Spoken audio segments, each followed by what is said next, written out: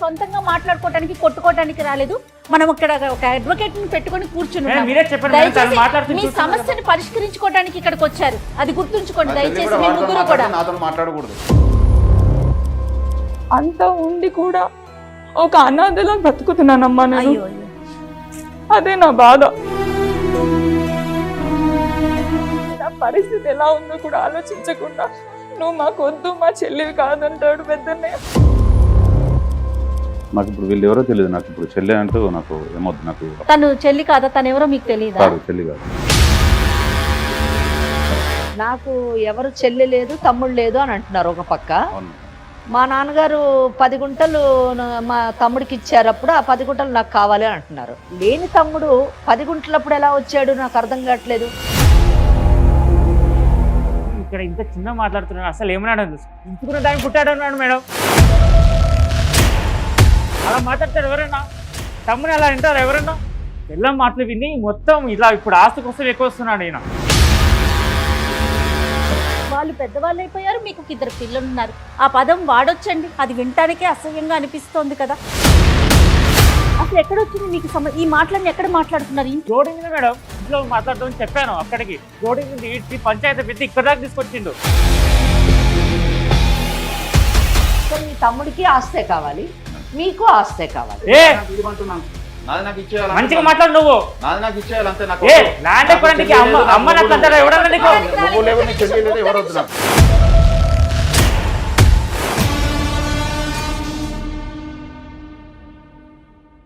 30 నిమిషాలలో నొప్పి లేకుండా వేడికోస్ వెయిన్ చికిత్స. ఆవేశ hospital, Hyderabad. Welcome to legal advice. నమస్తే అమ్మా. నమస్తే అండి. రమ్య అని ఒక అమ్మాయి మన స్టూడియో దాకా వచ్చిందమ్మా. ఓకే. లాస్ట్ వీక్ నాతో మాట్లాడింది. చాలా బాధ అనిపించిందమ్మా నాకు తను చెప్పిన విషయాన్ని చూస్తే. మా అన్నయ్యలు 2 విడిపోయారు మేడం, ఎట్లయినా కలపాలి, దానికి ఏం చేయాలో నాకు అర్థం కావట్లేదని చెప్పిందమ్మా. ఎవరినైనా తీసుకురావచ్చంట, తోబుట్టువులు తీసుకురాలేమని చెప్పుకుంటూ ఉంటాం కదా. అప్పుడు నాకు అనిపించింది ఒక్కసారి మీతో మాట్లాడించాలి. సో రమ్య వాళ్ళ అన్నయ్యలు 2 కూడా మన స్టూడియోలో ఉన్నారు. ఒక్కసారి వారితో మాట్లాడండి అమ్మా మీరే. నమస్తే అమ్మా రమ్య. నమస్తే మేడం. అడ్వకేట్ మనకి వెంకటేశ్వర గారు ఉన్నారు, మీకు ఏం చేయాలనేది సలహా ఇస్తారు. నమస్తే. నమస్తే రమ్య. అసలు నీ ప్రాబ్లం ఏంటి, నీకేం కావాలి? మహబూబ్ నగర్ మాది పుట్టిల్లు. నాకు 2 అన్నయ్యలు. ఓకే. ఏంటంటే అంత ఉండి కూడా ఒక అనాథలా బ్రతుకుతున్నానమ్మా నేను. అదే నా బాధ. చాలా రోజుల నుంచి సుమన్ టీవీ వారిని బ్రతిమిలాడుతున్నాను, ఈ విషయం మీ ముందుకు తీసుకొస్తే కనీసం మీలాంటి పెద్దవాళ్ళు చెప్పడం వల్ల అయినా వాళ్ళు ఇలాంటి గొడవలు పడకుండా కలిసిమెలిసి ఉంటారు, చెల్లెలు బాధ ఏంటో అర్థం చేసుకుంటారు అని మీ ముందుకు వచ్చానమ్మా. మీ అన్న తమ్ముడికి మధ్యన గొడవలు ఎందుకు వచ్చాయి? అసలు ఆ గొడవల మధ్యన నువ్వెందుకు నలిగిపోతున్నావు? నువ్వు బాధపడవలసినటువంటి అవసరం ఏంటి అన్నది నాకు అర్థం కాలేదు. చాలా బాగుండే వాళ్ళు అన్నయ్య వాళ్ళు. పెళ్లి కాకముందు చాలా చాలా చాలా ప్రేమగా చూసుకునేవాళ్ళు నన్ను. ఓకే. కాకపోతే పెద్దన్నయ్యకి పెళ్ళయింది. పెళ్ళైపోయిన తర్వాత కూడా చాలా బాగా చూసుకునేది వదిన. వాళ్ళు కలిసి పెళ్లి చేశారు, నాకు పెళ్లి చేశారు. చిన్న వయసులోనే పెళ్ళైపోయింది. ఓకే. హైదరాబాద్ వచ్చేసాను. నాకు 2 పాపలమ్మా. ఆ తర్వాత ఏవో చిన్న చిన్న గొడవలు అన్నయ్యల మధ్య జరిగింది. ఏం జరిగిందో పూర్తిగా కూడా తెలియదు నాకు. తెలియదు. మీ అత్తమామలు బాగా చూసుకుంటారా మిమ్మల్ని? అంటే గొడవలు ఉంటాయమ్మా, ఇంకా చెప్పుకోవడానికి అన్నయ్యలు అంటూ లేకపోతే ఆ లోకు అనేది బయటకి చెప్పుకోలేంత బాధగా ఉంటుంది. నా బాధ మా అన్నయ్యలు కాకపోతే ఇంకెవరికి చెప్పుకుంటాను, వాళ్ళు అసలు అర్థం చేసుకోవట్లేదు. నా పరిస్థితి ఎలా ఉందో కూడా ఆలోచించకుండా నువ్వు మాకు వద్దు, మా చెల్లివి కాదంటాడు పెద్దన్నయ్య. నా బాధ ఎవరికి చెప్పుకోనమ్మా, వాళ్ళకి ఎంత చెప్పినా అర్థం చేసుకోవట్లేదు. మీ చిన్నన్నయ్యతోనే మాట్లాడుతున్నావు, వాడికి చెల్లి మాత్రమే నువ్వు అంటాడు పెద్దన్నయ్య. పెద్దన్నయ్యతో మాట్లాడుతున్నావు కాబట్టి పెద్దన్ని మాత్రమే నీ అన్నయ్య అంటాడు. సాధారణంగా మీరు అన్నట్టుగా ఆడపిల్లకి అత్తమామల నుంచి ఆరడిలు ఉంటాయి, లేదా ఆడపడుచుల నుంచి కష్టాలు ఉంటాయి. ఇక్కడ అన్నదమ్ములు సరైనటువంటి అండగా నిలబడకపోవడం వల్ల అక్కడ ఈ అమ్మాయి అత్తగారింట్లో చులకనగా ట్రీట్ చేయబడుతుంది. ఏమ్మా రమ్య, నీకు అలాంటిది ఏమైనా ఇబ్బందులు పడుతున్నావా? పడుతున్నాను వాడు. ఆ విషయం అన్నయ్యకి చెప్దామన్నా కూడా అవకాశం కూడా నాకు ఇవ్వట్లేదు. ఏ అన్నయ్య నీతో ఎక్కువ క్లోజ్ గా ఇప్పుడు ప్రెసెంట్ క్లోజ్ గా ఉంటున్నారు? చిన్నన్నయ్య కాంటాక్ట్ లోనే ఉన్నాడు మేడం. కాకపోతే చిన్నన్నయ్యతో మాట్లాడుతున్నానని పెద్దన్నయ్య మాట్లాడడం మానేశాడు. చిన్నన్నయ్య కూడా వివాహం జరిగిందా, మరి పెళ్ళైపోయిందా? అవ్వలేదు మేడం. అన్నయ్య చదువుకుంటున్నాడు, పెద్దన్నయ్య చదివించాడు. చాలా బాగా ఉండేవాళ్ళం, చాలా ప్రేమగా చూసుకునేవాళ్ళు. అమ్మా నాన్న ఏం చేస్తున్నారమ్మా? అమ్మ నాన్న ఇద్దరు లేరు. మరి చిన్నన్నయ్య ఎక్కడ ఉంటున్నాడు, పెద్దన్నయ్య ఎక్కడ ఉంటున్నారు? ఇద్దరు కలిసి ఉండట్లేదా ప్రెసెంట్? చిన్నన్నయ్య హైదరాబాద్ లో ఒక్కడే ఉంటున్నాడు మేడం. ఓకే. మహబూబ్ నగర్ లోనే పెద్దన్నయ్య ఉంటున్నాడు వాళ్ళ భార్య పిల్లలతో.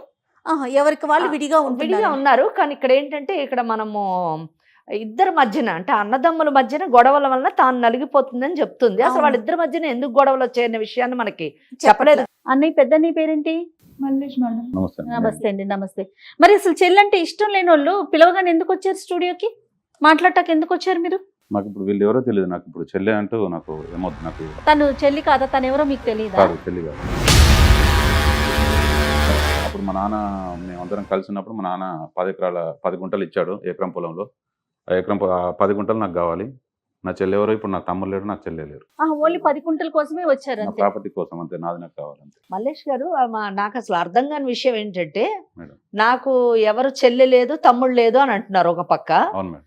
మా నాన్నగారు 10 గుంటలు మా తమ్ముడికి ఇచ్చారు, అప్పుడు ఆ 10 గుంటలు నాకు కావాలి అని అంటున్నారు. లేని తమ్ముడు 10 గుంటలప్పుడు ఎలా వచ్చాడు నాకు అర్థం కావట్లేదు. మీరు ఉన్న విషయాన్ని కరెక్ట్గా చెప్పాలి, అంతేగాని మీకు అనుకూలంగా ఒకప్పుడు చెల్లుండి ఇప్పుడు చెల్లి లేదు, ఒకప్పుడు తమ్ముడు ఉండి ఇప్పుడు తమ్ముడు లేదు అని ఇలా అలా తిప్పి మాట్లాడడము కరెక్ట్ కాదు.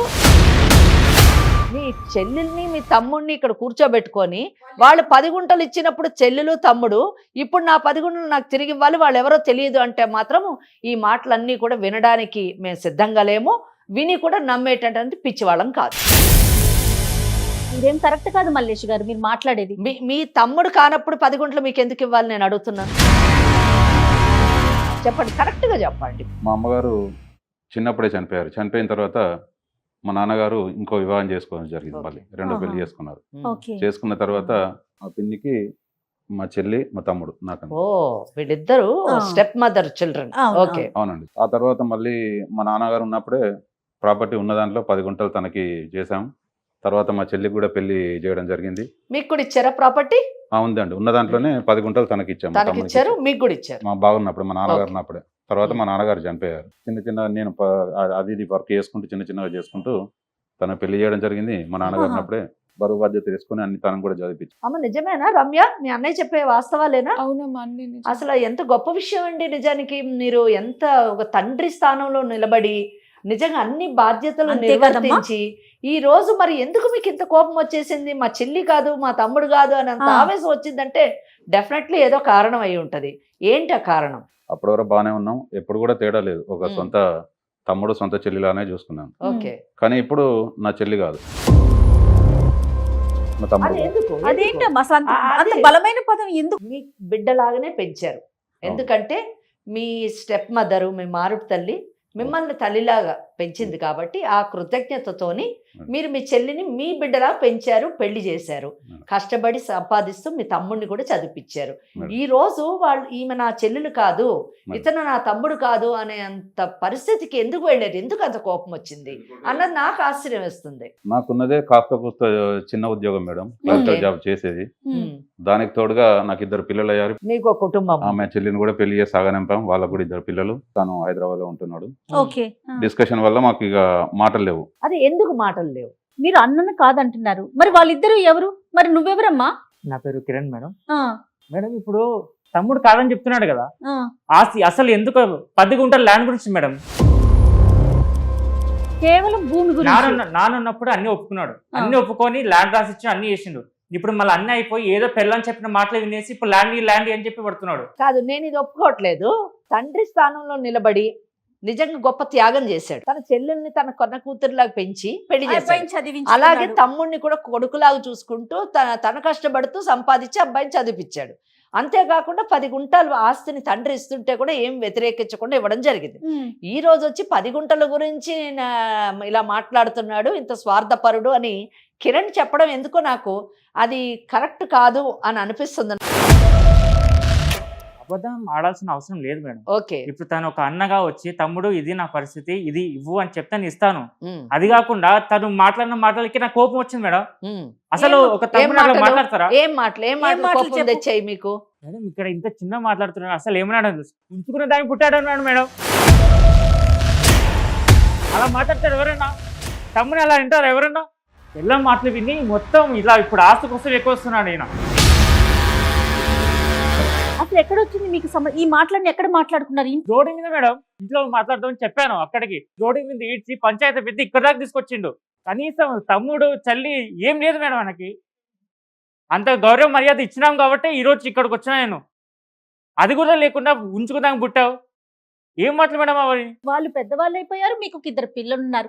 ఆ పదం వాడొచ్చండి, అది వినటానికే అసహ్యంగా అనిపిస్తోంది కదా. నానున్నప్పుడు అన్ని ఒప్పుకొని సంతకం పెట్టినవాడు ఇప్పుడు వచ్చి ఏదో పెళ్ళని చెప్పిన మాటలు వినేసి ఇప్పుడు వచ్చి నువ్వు ఆస్తి కూడా కావాలని పదే చెప్తున్నాడు. కాదమ్మా, నువ్వు కూడా పదే పెళ్ళామని చెప్పింది ఆ మాట నువ్వు కూడా వాడకూడదు నాన్న.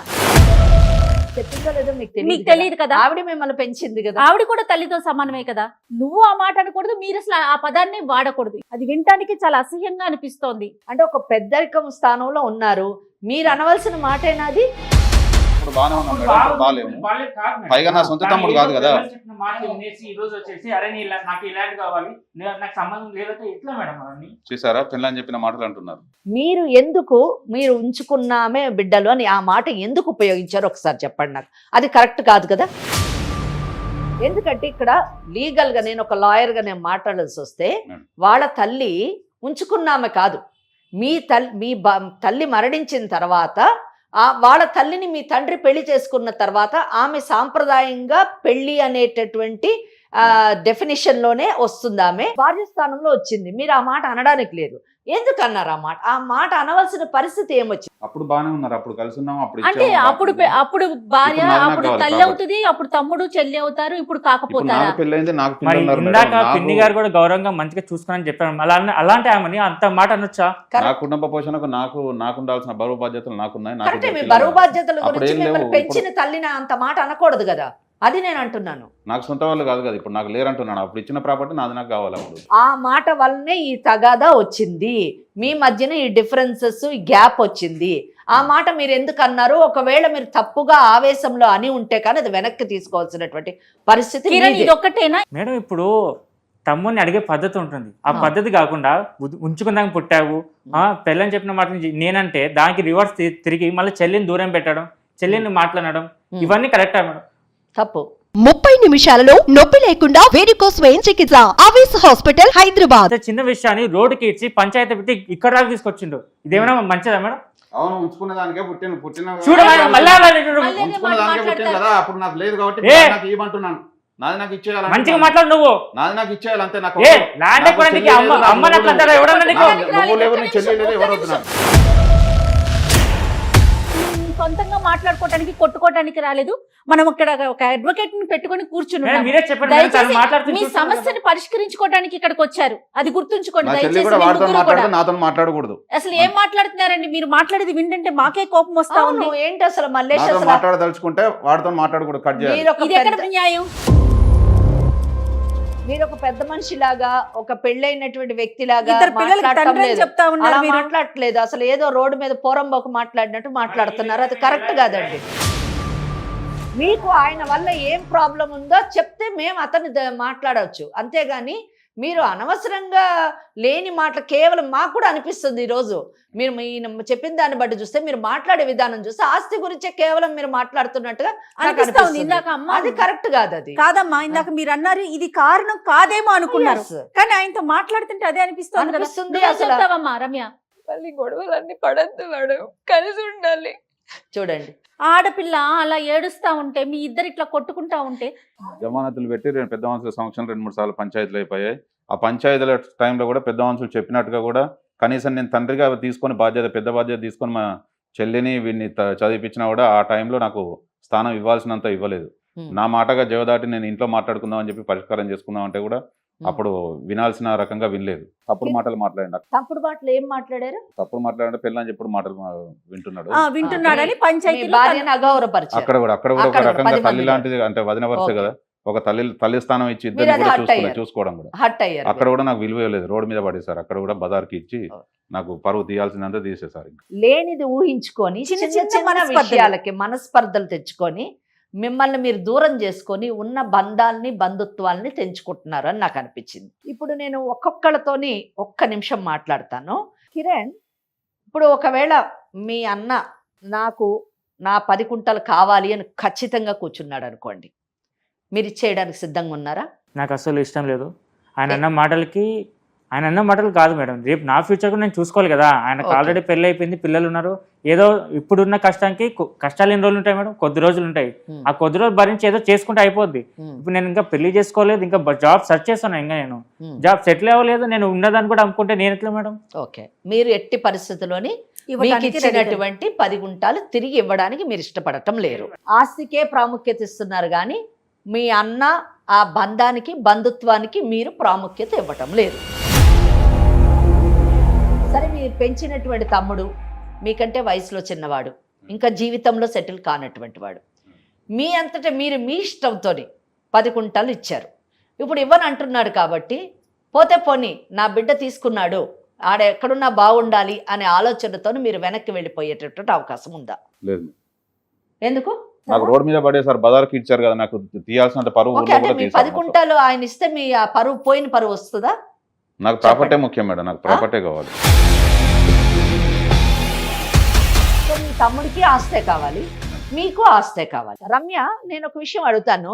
మీరు విన్నారు కదా ఇప్పుడు మాట్లాడింది, మీ అన్నను తమ్ముడును వీళ్ళిద్దరికి ఆస్తులే కావాలట.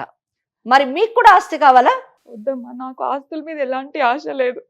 నాకు కావాల్సింది మా అన్నయ్యలు, వాళ్ళ ప్రేమ మాత్రమే కావాలి నాకు. మీ ఆస్తి మీద ఏం చేసుకోవాలమ్మా? ఆస్తి మీరు చెప్పండి.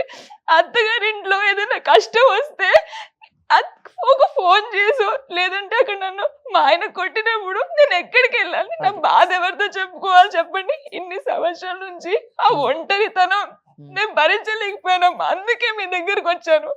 మీరైనా కనీసం వాళ్ళకి నచ్చ చెప్తారు. ఎవరేం చెప్పట్లేదు. మా ఆయనను అడిగితే కూడా వాళ్ళు చులకనగా మాత్రమే చూస్తున్నారు. మా అత్తగారు అంతే కానీ కదండి. బావగారు కానీ. లేని కష్టాలు కూర తెచ్చుకోవడం అంటారు దీన్ని. మీరు చెప్తున్నారమ్మా, ఒక రాఖీ పండుగ వచ్చి మా ఆడబిడ్డ వచ్చి మా ఆయనకి రాఖీ కట్టడానికి వచ్చి వెగతాళిగా నవ్వుతుంటా, బాధ ఎంత ఉంటుందమ్మా నాకు. ఇద్దరు అన్నయ్యలు ఉండి కూడా అరే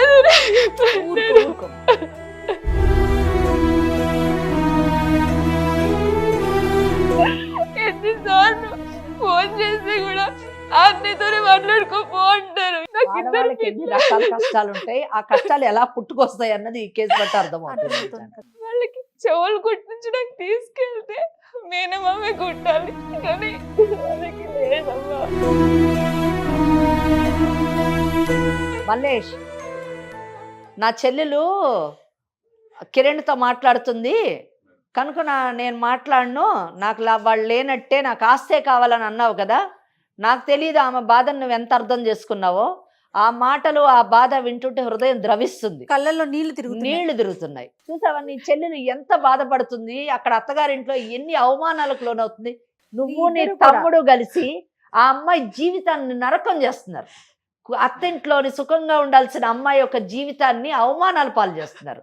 ఇది మీకు ఎంత మటుకు సమంజసం చెప్పండి? ఇప్పుడైనా అసలు నిజంగా రేపు మీ బిడ్డలకి, రేపు మీకున్నటువంటి బిడ్డలు లేదా రేపు అబ్బాయికి పెళ్ళి పిల్లలు పుడితే ఆ పిల్లలు ఇదే స్థానంలో కూర్చుంటే మీరు తండ్రులుగా భరించగలరా? చెప్పండి, ఆలోచించండి. కిరణ్, హాస్పిటల్ ఉన్నానమ్మా. నేను సిజరీన్ అయినప్పుడు పాప పుట్టినప్పుడు చాలా హెల్త్ బాడైపోయింది. మీ అత్తగారు ఎలా చూస్తారో తెలుసు కదమ్మా.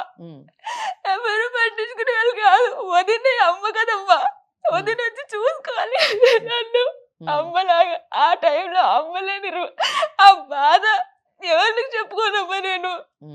ఆ టైంలో అత్తగారు చీచీ దూదు అంటుంటే భరించలేకపోయేదాన్ని నేను.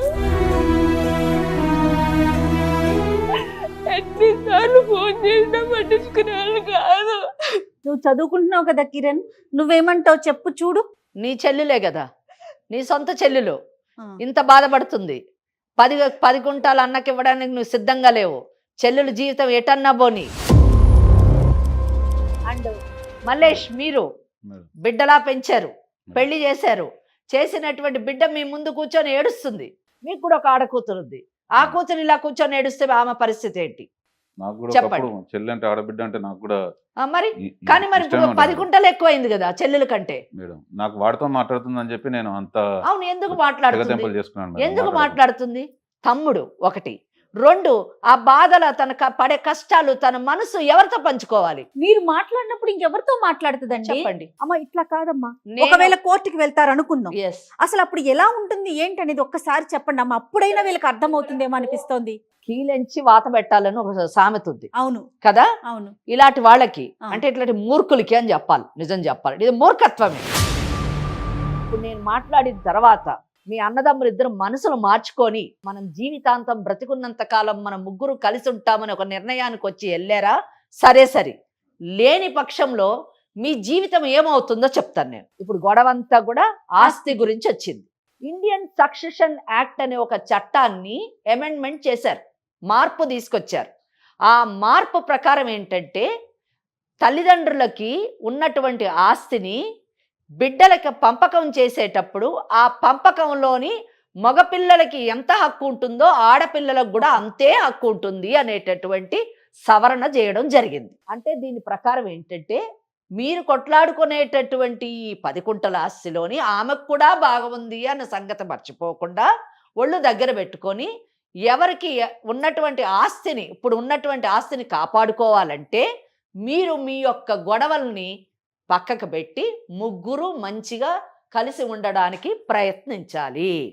అది ఫస్ట్ థింగ్. ఆస్తి పోగొట్టుకోవద్దు అంటే, లేకపోతే మీకు ఇచ్చినటువంటి ఆస్తిలోని పంపకం జరుగుతుంది, మీకు ఇచ్చినటువంటి ఆస్తిలోని పంపకమై 3 భాగాలుగా వెళ్ళినప్పుడు మీ ఇద్దరికి ఉన్న ఆస్తులు కట్ అవుతాయి. సెకండ్ థింగ్, బాధ్యతలు పెరుగుతాయి. ఏ విధంగా బాధ్యతలు పెరుగుతాయి అంటే, మొదటిదేమో మీరు గొడవలు పెట్టుకుంటుంటే మీ చెల్లెలింట్లో కూడా నిప్పు రాచుకుంటుంది.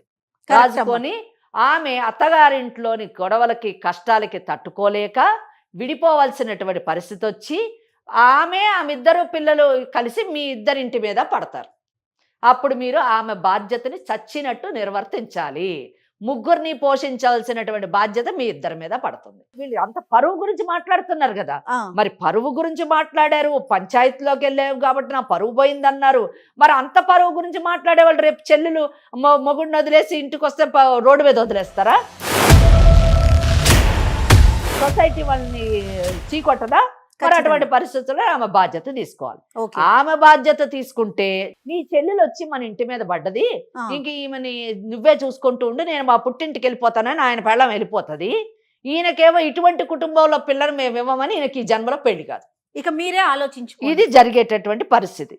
సో ఇటువంటి పరిస్థితుల్లోని మీరు కాంప్రమైజ్ అయ్యి ఎందుకు వచ్చిన గొడవలు అని చెప్పేసి ఎవరు ఏ స్థానంలో ఇప్పుడు ఉన్నారో ఆ స్థానంలోని ఆ ఆస్తులను ఎంజాయ్ చేస్తూ మీ ఫ్యామిలీస్తో మంచిగా ఉండి మీ చెల్లెల్ని బాగా చూసుకొని మీ చెల్లెల అత్తగారు వాళ్ళకి మా చెల్లెలకి మేము ఉన్నాము, కష్టమైన నష్టమైన ఆమెకు పుట్టిల్లుంది, పుట్టింట్లోని అన్నదమ్ములు ఉన్నాము అనేటటువంటి భరోసా ఇచ్చారా? సరే సరే.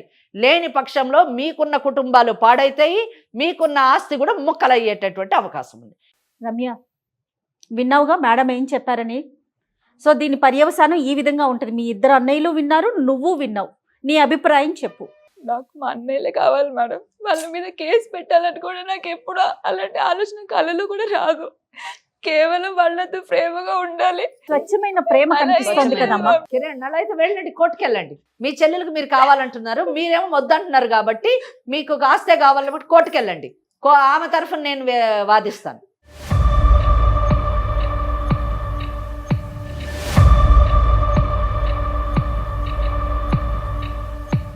అట్లా 2-3 మాటలు అన్నాడని అంతే, అని ఆస్తి మీద నాకేమి అంత లేదు. ఆయన ఏదో అన్న మాటలకి నాకు కొంచెం కోపంలో చెల్లి వచ్చిన పట్టించుకోక, నాకన్నా అన్న ఎక్కువ అన్న అంత ప్రేమ అంతా తను అన్నకి చూపిస్తుందేమో నేను బాధపడ్డాను, అంతేగాని తన మీద నాకు ఎలాంటి లేదు. సో నా చెల్లి నేను దూరం చేసుకోవాలని ఏదో ఆస్తి కోసం అన్నని దూరం చేసుకుని అనుకోవట్లేదు. అన్నకి ఇచ్చేస్తాను కావాలంటే, అందులో నా కష్టంతో నేను పైకి వస్తాను. Very good, very good. ఎందుకంటే నీ చెల్లెల బాధను అర్థం చేసుకోవడం ఒక ఎత్తు అయితే భవిష్యత్తు భయానకంగా చేసుకోకపోవడం ఇంకొక. మంచి నిర్ణయం అమ్మా, చాలా మంచి. మల్లేష్ గారు, వాళ్ళిద్దరు కలిసి నాకు నాది కూడా నేను ఒక్కరిని కూడా ఎందుకు ఉమ్, బ్లేమ్ అవ్వాలని నాకు కూడా ఆలోచన ఉంది మేడం. ఉమ్. తల్లి లాంటి వదిలేని ఒక మాట అన్నాడు అని చెప్పి బాగా ఓ, నన్ను కూడా పరువు అది. తీసినట్టు మాట్లాడాడు కాబట్టి ఉమ్. అక్కడ నేను కొంచెం మనస్తాపం అయిపోయాను. కిరణ్ విన్నావు కదా, నిన్ను పెంచింది కదా ఆవిడ్ని గౌరవించాలి కదా. అదే అమ్మే ఒక మాట అనింది అనుకో, సర్దుకుంటారు కదా మీరు. అంతే కదా, మీ అమ్మ పెంచిందని మీ అన్న తన కష్టపడి త్యాగం చేసి మిమ్మల్ని పెంచాడు. మిమ్మల్ని పెంచినటువంటి వదిన్ని మీరు గౌరవించాలి తల్లిలాగా. మరి ఆస్తి విషయం ఏం చేద్దాం మల్లేష్ గారు? వాళ్ళిద్దరు నాతో కలిసి ఉంటే నాకు అంత ఓ, అదే పెద్ద ఆస్తి. వెరీ గుడ్, వెరీ చాలా సంతోషించారు. చాలా, చిన్న చాలా. చిన్న గొడవలమ్మా, చిన్న, మనస్పర్ధలు అంతే. అంతే. మన దగ్గరికి రమ్య వచ్చినప్పుడు మరి అన్నయ్యలు ఇద్దరు వస్తారమ్మా, అసలు నువ్వు మాట్లాడుతున్నావా అంటే లేదు మేడం నేను మాట్లాడట్లేదండి. అప్పుడు అనిపించింది నాకు, మీ సమక్షంలో కూర్చోబెట్టి మాట్లాడి దాని పర్యవసానం ఏ విధంగా ఉంటుంది అనేది తెలిస్తే వాళ్ళకి అవును, కొంత ఆలోచన శైలిలో మార్పు వస్తుంది అనేసి అవును. చాలా సంతోషం అనిపిస్తుంది అమ్మ. ఈ రోజు చాలా, ఒక నాకు మంచి కూడా చాలా విషయం మనం సంతోషం. మాట్లాడాము, దానికి ఒక పరిష్కారాన్ని మీరు చూపించారు. అవును. ఏమ్మా ఏమంటావు రమ్య? చాలా చాలా ఆనందంగా ఉంది ఇప్పుడు. నేను మనసులో ఉన్న ఇంకే అడగకు బరువంతా- తల్లి, వచ్చిన కానించి ఏడుస్తూనే బరువంతా ఉన్నావు. తీరిపోయింది. చాలా చాలా ధన్యవాదాలు అమ్మ. మరుగున పడుతున్న ఆప్యాయతల్ని కాపాడేటటువంటి అవకాశం చాలా అరుదుగా లభిస్తుంది. అవునమ్మా, ఆప్యాయతల్ని కాపాడేటటువంటి కేసులు చాలా తక్కువ వస్తాయి. అవునమ్మా. ఈ ప్లాట్ఫామ్ మీద ఇటువంటి కేసు రావడము, సెటిల్ చేయడము నిజంగా చాలా నాకు కూడా ఒక తృప్తినిచ్చింది అని చెప్పొచ్చు. రైట్ అమ్మా, థ్యాంక్ యూ సో మచ్ అమ్మా. ఎప్పుడు కూడా బంధాలని బంధుత్వాలని పోగొట్టుకోకండి. ఆస్తులు ఏమున్నాయి సంపాదించుకోవచ్చు, కానీ బంధాలను సంపాదించుకోవడం చాలా కష్టం. ఓకేనండి, రైట్. నమస్తే. 30 నిమిషాలలో నొప్పి లేకుండా వేడికోస్ వెయిన్ చికిత్స. ఆవేశ హాస్పిటల్, హైదరాబాద్.